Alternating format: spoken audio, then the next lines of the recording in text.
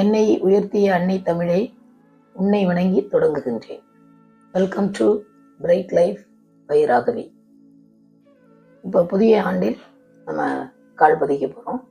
2026 நம்ம என்னெல்லாம் செய்ய போகிறோம் அப்படிங்கிறத முதல்ல பிளான் பண்ணிக்கணும்.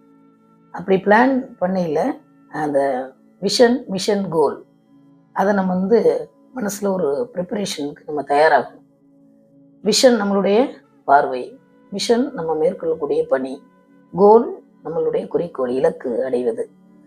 இது மாதிரி நம்ம ஒரு திட்டமிட்டு ஒரு புதிய முயற்சியை நம்ம இந்த வருடத்தில் தொடங்க இருக்கோம்.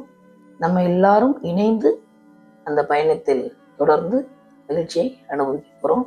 இந்த கடந்த கால நினைவுகளாக நம்ம உறவுகளோடு கொண்டாடிய மகிழ்வு, நண்பர்கள், அலுவலக பணி, குடும்பம், இப்படி பல்வேறு பங்களிப்புகளை மகிழ்ச்சியில் நம்ம சேர்ந்து கொண்டாடி இருப்போம்.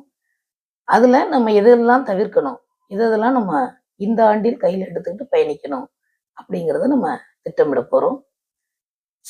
கடந்த ஆண்டில் அனுபவமான சில விஷயங்களை, நல்ல விஷயங்களை மனதில் வரவழைத்து மகிழ்ச்சி அடையலாம். சின்ன சின்ன விஷயங்களுக்கு நம்ம எமோஷனலாக இருப்போம். சில பிரச்சனைகள் வந்திருக்கலாம். அது ஏன் வந்தது, ஏன் நம்ம சின்ன ஒரு விஷயத்திற்காக இப்படி நம்ம எமோஷனல் ஆனோம், மகிழ்ச்சி இல்லாமல் ஏன் துன்பம் அடைந்தோம் அப்படிங்கிற நம்ம திங்க் பண்ணணும்.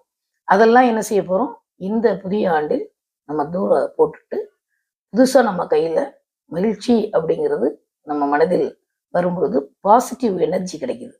அந்த பாசிட்டிவ் எனர்ஜி நம்மை மட்டுமல்ல, நம்ம குடும்பம், நம்மளுடைய நண்பர்கள், நம்மளுடைய உறவுகள் எல்லாரையுமே மகிழ்ச்சி அடைய செய்யுது. அது ஒரு நல்ல ஒரு எனர்ஜி அது உடம்புக்கு. அதனால அதைத்தான் நம்ம புதிய முயற்சியை நம்ம கையில் எடுக்கிறோம். எல்லாருமே எல்லா நேரத்திலும் மகிழ்ச்சியா இருக்கணும், அனைவருமே மகிழ்ச்சியா இருக்கணும் அப்படிங்கிறதுக்காகத்தான் இந்த சேனல் ஓப்பனி. அப்போதான் நம்ம பிரைட்டான லைஃப்பை நோக்கி போக முடியும். அதனால உங்களுடைய மனதில் எப்பொழுதுமே துன்பம், துயரங்கள் இல்லாமல், பயம் இல்லாமல் எல்லாத்தையும் பாசிட்டிவா நீங்க அப்ரோச் பண்ணா நம்ம எல்லா விஷயமே பாசிட்டிவா அமையும். நன்றி, வணக்கம். அனைவருக்கும் ஆங்கில புத்தாண்டு நல்வாழ்த்துக்கள்.